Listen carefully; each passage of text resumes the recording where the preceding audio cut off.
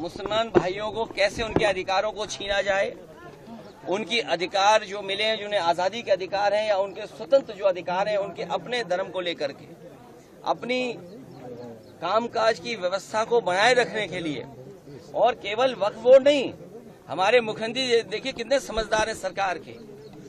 उन्हें उर्दू में ये पता लगा कि नुज़ूल उर्दू शब्द है। उन्हें समझाते रहे अधिकारी कि नजूल का मतलब कुछ और है, लेकिन उन्होंने कहा नहीं, नजूल मतलब मुसलमानों की जमीन है ये।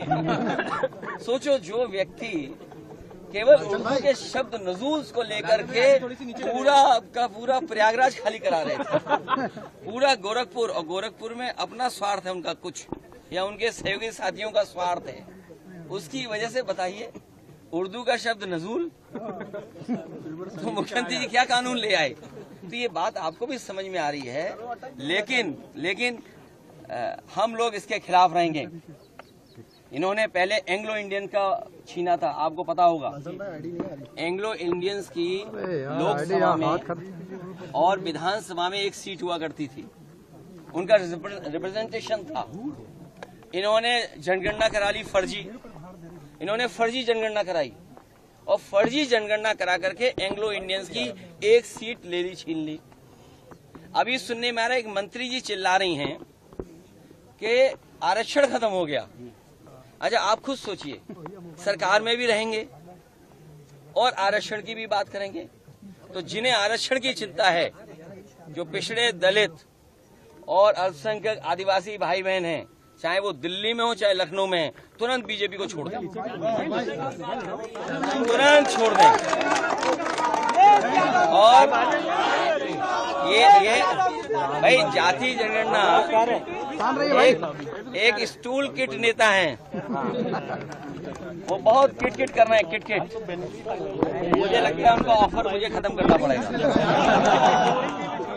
सुनने में आ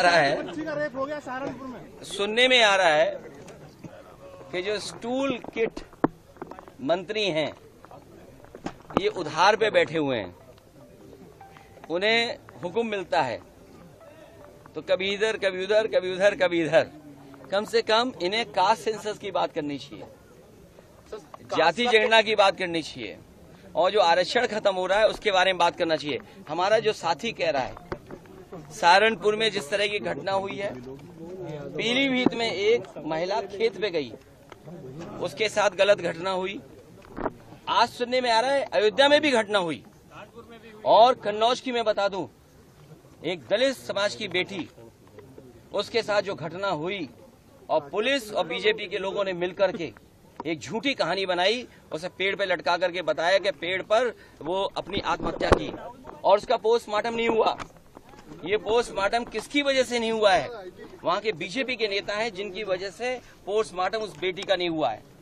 हम तो आपकी तरफ से मांग करेंगे कि जिस बेटी को पेड़ पर लटकाया गया था कन्नौज की, जिसका पोस्टमार्टम नहीं हुआ, उसका दोबारा पोस्टमार्टम कर करके, और जो उसके बीजेपी के कार्यकर्ता नेता शामिल थे, उन पर भी इसी तरह बुलडोजर चलाया जाए। Don't miss out. Follow One India for real-time updates.